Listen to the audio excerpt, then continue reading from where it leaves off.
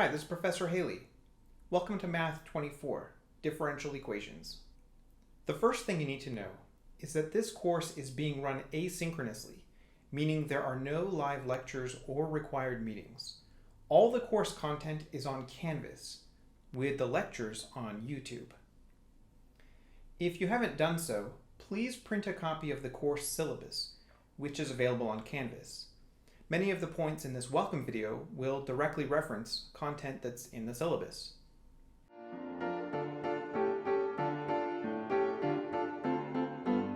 To succeed in this course, you are going to need to establish a routine. So, what are you going to be doing in this course? For starters, you'll be watching 2 to 3 lecture videos per week on YouTube. There will also be homework exercises assigned out of each section of our textbook. This is our textbook. It's Dennis Zill's A First Course in Differential Equations with Modeling Applications, 11th edition. Either physical or digital access to the book will be fine, but you do not need to purchase access to WebAssign, MyMathLab, or any other format.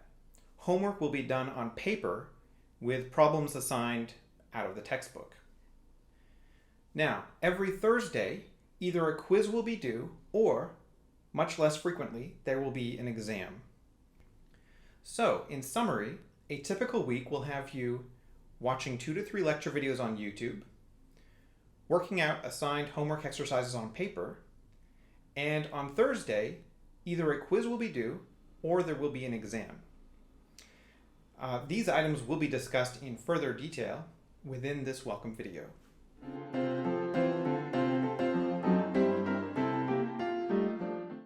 Hopefully you've already accessed the syllabus, but if not, here's where you can find it. It's located in Canvas under Syllabus. The syllabus is designed to convey all of the important details and policies of the course. It explains everything that's in this video, but in greater depth. Now, let's start with the course schedule. The schedule is broken down week by week, so you know exactly what you'll be doing on any given week of the semester. So, for instance, here in week 7, these are going to be the lectures that you should be watching on YouTube. And on Thursday of week 7, which is October 7th, you can see Q for quiz, meaning there will be a quiz due that day. And you can see that the quiz itself covers this content, which is the content from the week before's lectures. New content will be released to Canvas on the Friday before any given week.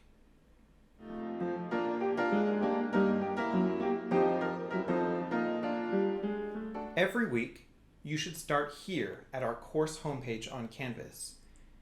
If there are any recent announcements, they will appear at the top of this page automatically.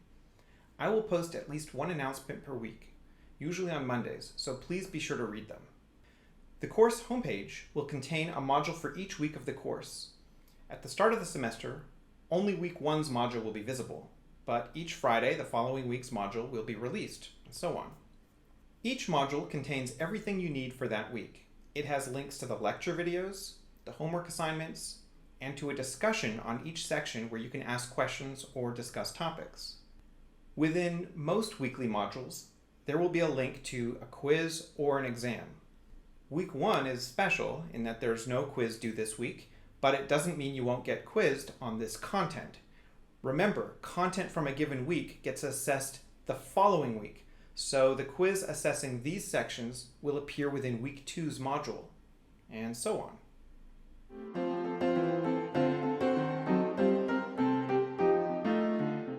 Alright, so you watched the lecture videos, took good notes, and maybe you're working on an assignment and you have some questions. This is a high-level math course, so that's to be expected. How do you reach me? Well, there are several ways. First of all, you can always reach me by email. Equally convenient is the Canvas messaging system, accessible via the inbox icon on Canvas. This method is particularly nice because it organizes conversations, so you'll always be able to quickly find any communication that's occurred between us. Next, if you have a question about course content and you think others might benefit from seeing this question discussed, I encourage you to post it on the relevant discussion for that section. Of course, if you're shy or would simply like to keep a conversation between you and me, then I'm perfectly okay with you asking me directly by email or the Canvas inbox system. The important thing is that I want you to feel comfortable reaching out to get your answers one way or another. Another very important way to reach me is by booking a one-on-one Zoom session with me during my office hours. I'm available at various times Monday through Thursday for 15-minute blocks. Booking an appointment is very easy. Just follow the Confer Zoom link on the left-hand navigation bar of Canvas. You will see my upcoming appointment windows and the option to book a particular slot. Then, when the actual appointment time comes, return to Confer Zoom and you will see a button to start the actual meeting. And there I'll be. My office hours, in other words, appointment windows, are found on the syllabus, but these may change during the semester. So any changes I do make will be announced ahead of time on Canvas.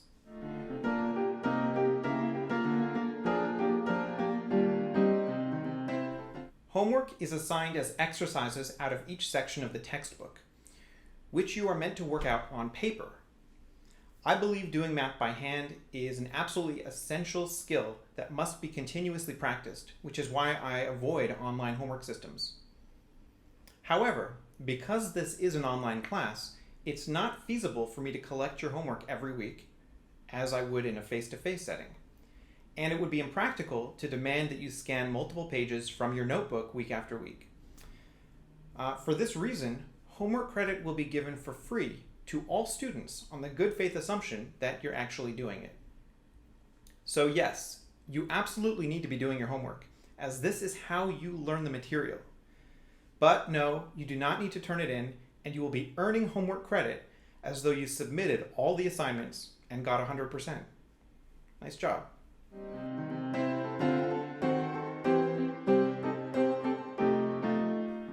So what am I grading if you're not turning in homework, and how will you be getting feedback? Well, most weeks a quiz will be due. A quiz typically consists of 1 or 2 hand-selected problems that are due on Thursday. The quiz problems will be posted publicly on Canvas in advance. Quizzes are not timed.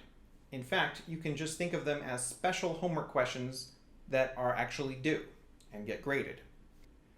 The quizzes are one of the most essential aspects of this course. You should regard them as an important form of diagnostic communication between us. The quiz problems implicitly convey what I think is a very good skill for you to know. And it's also me telling you, in a way, here's where you need to be right now. Of course, by reading your solutions, the quizzes also communicate to me where you're at. But just as importantly, you will get feedback in a low-stakes, non-exam situation, so you'll be able to make adjustments by exam time. To submit a quiz, just work out your solution on paper. Take a photo or scan it and upload it to Canvas. Since each quiz is regarded as a glorified homework problem, you may collaborate with others. However, you must turn in your own original work, and you need to credit any sources you used or individuals who helped you. Quizzes will always be due on Thursday by 11:59 p.m. Late quizzes are not accepted, but at the end of the semester, I will drop each student's 2 lowest quiz scores.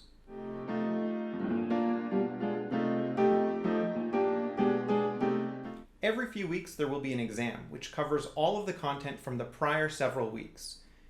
You can see exactly when each exam is and what it'll cover by consulting the schedule on the syllabus. On the day of an exam, you may take it at any time between 6 a.m. and 11:59 p.m. Exams are timed, and they are set to be exactly 2 hours in length. Once you initiate an exam, the countdown timer begins, and it continues even if you navigate away or close the exam. So it's important to only initiate an exam when you have the time to finish it within the allotted 2 hours. Also note that the last possible time to submit an exam would be 11:59 p.m. So while you could technically initiate an exam at, say, 11:50 p.m., you would only be giving yourself 9 minutes to complete what is intended to be a 2-hour exam. Probably not a great idea. Bingo! Whoa, whoa, whoa! So make sure that you start an exam with enough time before midnight to actually finish it. As you can see, there are 4 exams. Exam 4 here is considered the final exam, though it's not going to be comprehensive. If you miss an exam, there are no makeups, and there is no rescheduling of an exam for an individual student. However, at the end of the semester, I will drop your lowest exam score from among the first 3 exams. Exams, like quizzes, will be found on Canvas within the module for the week that they're being given.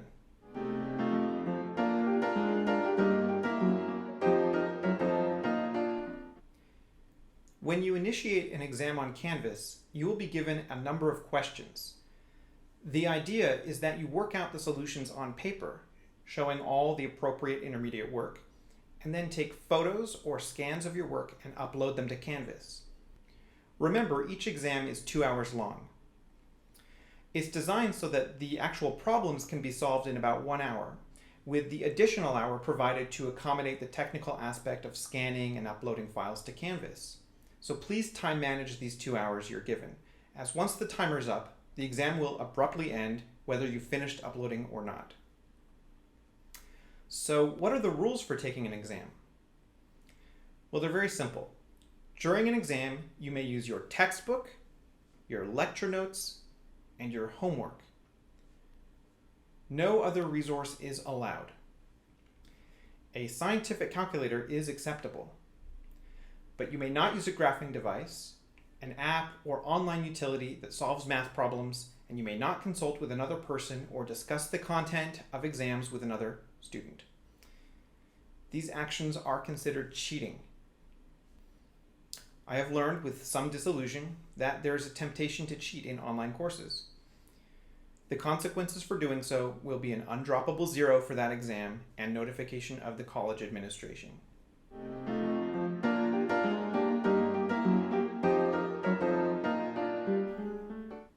So what goes into your final grade? Well, it's 5% for homework, which is free credit for everyone on the good faith assumption that you're actually completing it. It's 10% for the quizzes after dropping your lowest 2 quizzes. And it's 85% for the exams after dropping your lowest from among exams 1, 2, or 3.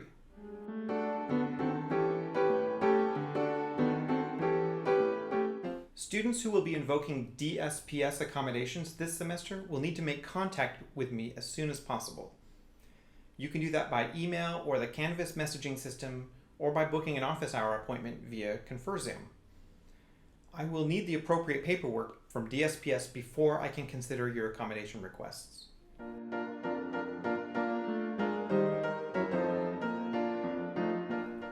It will be essential for you to establish a routine as soon as possible. To help you do this, I have designed this course to run as consistently and as predictably as possible. Everything is laid out so there will be no surprises whatsoever. However, because this modality involves very little face-to-face contact, you will need to take a major ownership share of the process on your end of things. You will probably need to summon a greater degree of discipline than would be typical for a face-to-face class. At times, it may feel like you're totally on your own as a result. But I want you to know this is not the case. And I'll be paying attention to your progress. And I will be available and even excited to help you if you reach out. But you will need to take the initiative to reach out when help is needed, whether it's just a quick question or you're totally lost, or you just want to touch base about where you are in the course. I'll be here. So good luck, and I really look forward to working with you this semester.